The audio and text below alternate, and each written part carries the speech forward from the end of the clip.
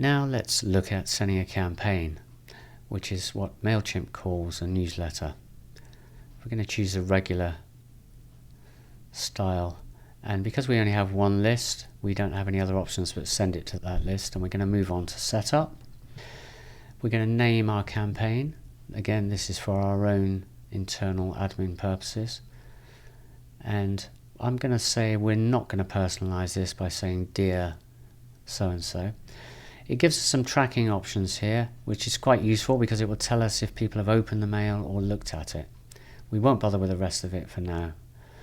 Let's move on to design, and we're going to go into my templates. I'm going to choose a template that we designed earlier. And you can see within this template we can go in and do exactly what we did before.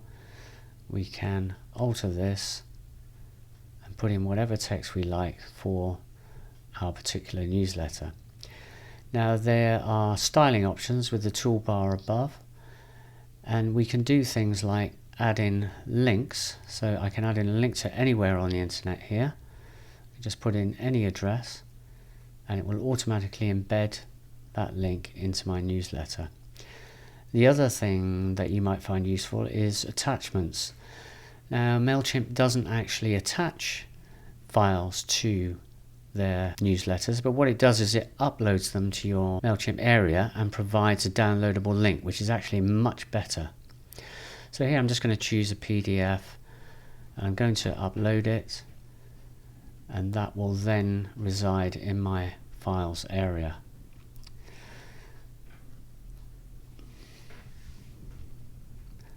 So there we have it. Now if I go back, I can now create a link and go and choose from my files area. There's the file I uploaded earlier.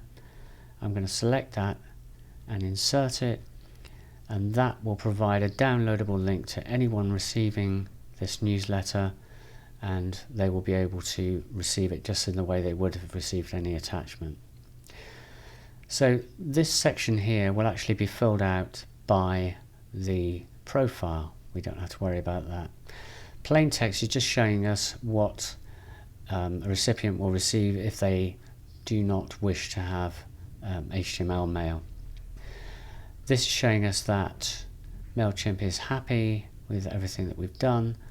We can have a quick look at a pop-up version, and you can see there that the link to our attachment works, and that down the bottom there we have all of our company information in. Now we could send a test email.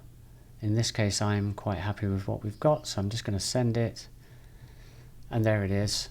We've sent our first newsletter.